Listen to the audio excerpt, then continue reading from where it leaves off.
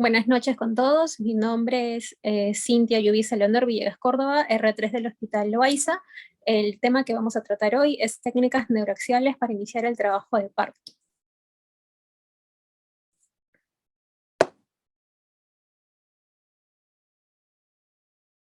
El contenido que vamos a tratar hoy, vamos a tener objetivos, la introducción de lo que trata el trabajo de parto, las técnicas neuroaxiales del trabajo de parto, dentro de ellas la técnica epidural, la espinal epidural, la técnica continua, la técnica epidural puncture.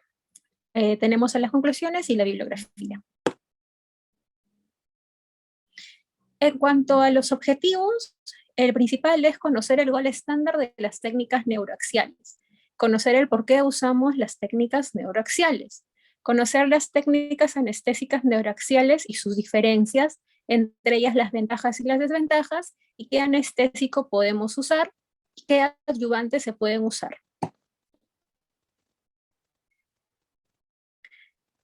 En cuanto a la introducción, primero tenemos que saber qué es la analgesia de parto.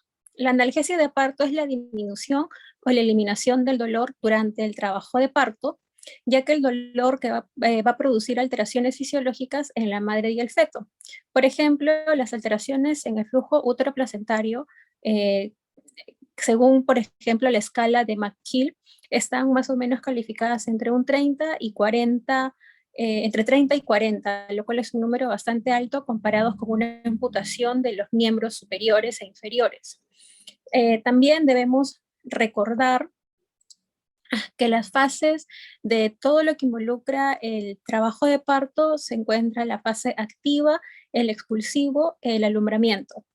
En la fase donde se da la analgesia de parto es en ambas, pero sobre todo antes de la fase activa.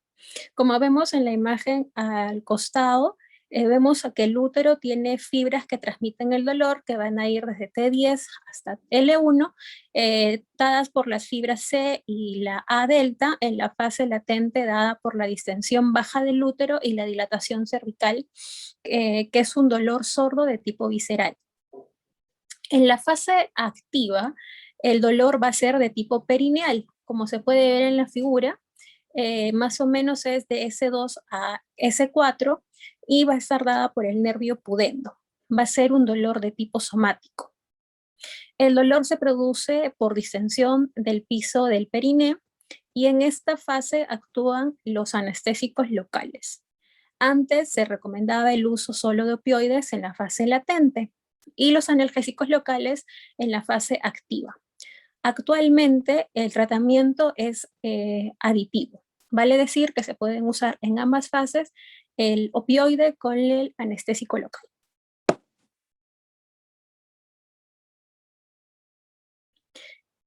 En cuanto a esa diapositiva, podemos ver cuál es el checklist o la preparación para la analgesia para la analgesia neuroaxial. Para evitar este sufrimiento, como se ve de la madre, hay bastantes mecanismos fisiopatológicos, como lo que es la hiperventilación, la disminución de oxígeno fetal, la vasoconstricción uterina, la disminución del flujo útero-placentario, la liberación de catecolaminas y el cortisol, que van a llevar que haga la paciente y el feto hiperglicemia e hipoxia fetal. Entonces, existen métodos tanto farmacológicos y no farmacológicos para tratar este sufrimiento madre-feto. Entonces, dentro de los tratamientos farmacológicos tenemos la asistencia sistémica y también las técnicas neuroaxiales y los bloqueos regionales. Como estamos hablando en este tema, es de las técnicas neuroaxiales, se tienen que tener como mínimo un checklist que nos prepare para cualquier acontecimiento adverso que pueda tener el paciente. Entonces, lo principal es tener una cercanía muy, muy concreta con lo que es la obstetra o con el personal obstétrico, para que puedan tener toda la historia obstétrica del paciente y así prever cualquier complicación que haya una correcta evaluación preanestésica, que haya un laboratorio completo del paciente, que se haga un screening si hay necesidad de corregir sangre, que se desarrolle un plan anestésico que tenga principalmente el consentimiento informado donde esté las posibles complicaciones que pueda tener el tener una analgesia obstétrica, que se haga un checklist del equipamiento de rutina que se usa y de un equipo de resucitación si es que fuera el caso de una intoxicación por anestésicos locales. Se tiene que tener accesos intravenosos siempre para cualquier eventualidad y se tiene que tener un monitoreo materno y fetal, mínimo de la presión, la frecuencia cardíaca y la oximetría de pulso. Ahora, la preparación para la técnica neuroaxial, así como tiene eh, este, indicaciones, también tiene contraindicaciones para realizadas. Entonces, ¿cuáles son una de las principales complicaciones? La primera es que el paciente no quiera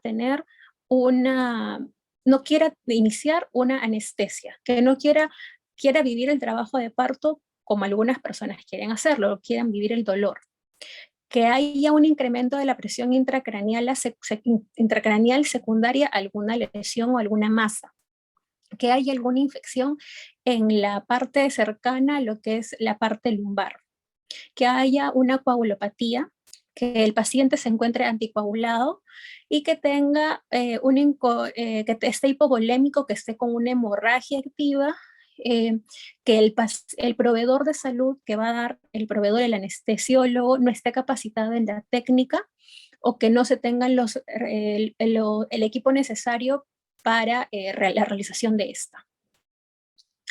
Muy bien. Entonces, en las siguientes diapositivas iremos viendo, por ejemplo, el gold estándar de las técnicas de anestesia regional para la analgesia de parto, que es la técnica epidural, que es conocida también como el gold estándar. La técnica, eh, la técnica epidural va a tener ventajas y va a tener asimismo desventajas. Las mujeres embarazadas de por sí tienen una lordosis exagerada, por lo que es más difícil flexionar la columna lumbar. La posición lateral tiene ventajas, por ejemplo, como hacer menor hipotensión ortostática, ofrece un monitoreo continuo en la paciente, se prefiere también en los pacientes que son obesos. Para la realización de esta técnica se necesita de la correcta asepsia y antisepsia para prevenir y evitar abscesos, por ejemplo, por Streptococcus aureus, por epidermis, por meningitis, etc. Entonces se prefiere el uso, por ejemplo, para hacer la asepsia y antisepsia de lo que es la clorexidina, por ser un bacteriostático y un bactericida y tener mayor eficacia. La técnica en sí consiste en posicionar a la paciente en decúbito dorsal en posición fetal un poco flexionada, proceder a la asepsia o la antisepsia, encontrar la espina ilíaca anterosuperior en la línea de Touffier, buscar L4, L5 y en ella hacer la colocación de un poco de anestésico local, en este caso la lidocaína, para que no haya dolor en la punción. Posterior a eso se procede a colocar la aguja epidural hasta que atraviese los ligamentos, en este caso la piel, el tejido celular subcutáneo, el ligamento supraespinoso, el interespinoso, y una vez que la aguja llegue hacia el ligamento amarillo, donde se sienta firmeza en este, se procede a colocar la jeringa de baja resistencia para, viendo en caso sea la técnica al vacío o con líquido o intermitente, proceder a la localización del espacio epidural.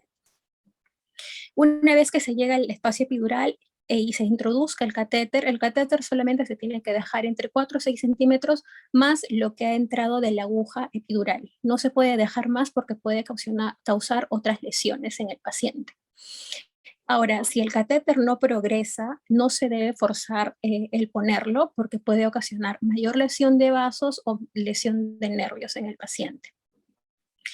Eh, la principal ventaja es que puede dar una analgesia de tipo continua por el catéter, la habilidad de convertir la analgesia en una anestesia en caso de que el parto no progrese, y la ventaja es que no se punce la dura madre y no haya contacto con el líquido cefalorraquídeo.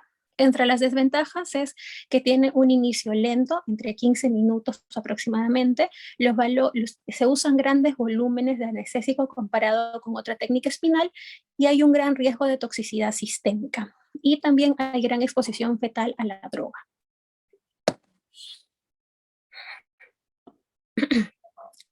La siguiente técnica que tenemos es la técnica combinada, espinal epidural.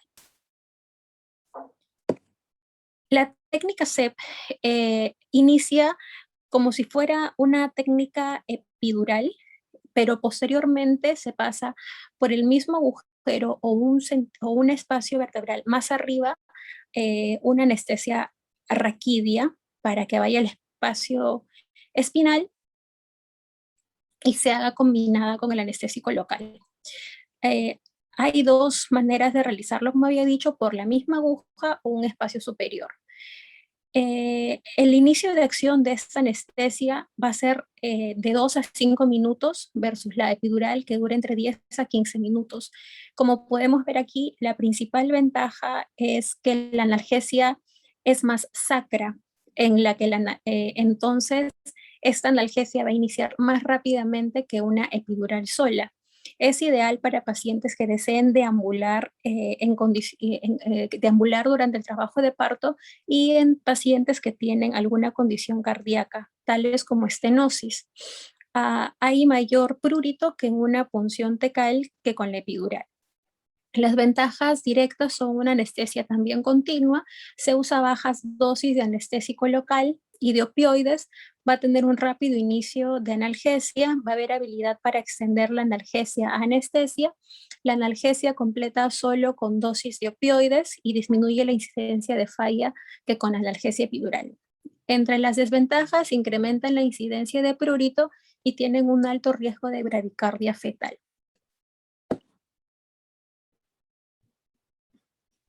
La analgesia combinada es sin anestésico epidural, es la dural puncture. ¿En qué consiste? Esta va a explotar la ventaja de la técnica combinada, pero va a minimizar los fallos que puedan haber. Esta excluye la administración de droga en el espacio subdural, evitando así el desarrollo de una hipotensión o bradicardia fetal. Sin embargo, puede haber una migración del espacio epidural hacia el espacio subaracnoideo, hipotéticamente, y esto va a facilitar más que haya un bloqueo de dermatomas sacros. Va a haber un bloqueo, va a haber menos bloqueo asimétrico y más bloqueo bilateral más o menos a los 10 minutos. La ventaja es que es una técnica simple, es de rápido inicio, como se ha mencionado, va a dar una analgesia inmediata, van a requerir dosis bajas, y la ventaja es que tiene una duración limitada, desventaja es que tiene una duración limitada de analgesia y un inicio más lento que la combinada.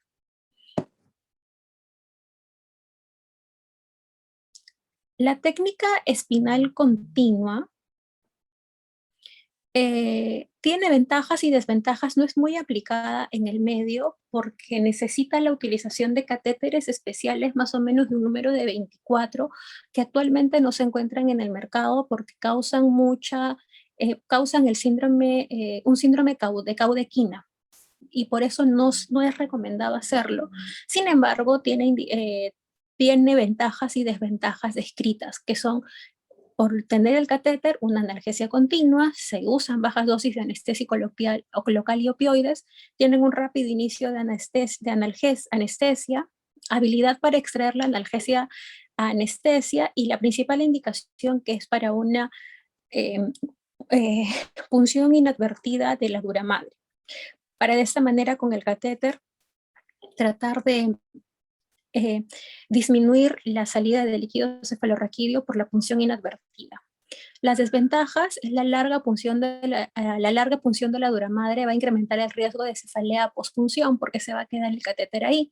Y la posibilidad de sobredosificar va a producir una anestesia espinal si es que el catéter por error va al espacio epidural. Por eso no es muy recomendada hacerla actualmente.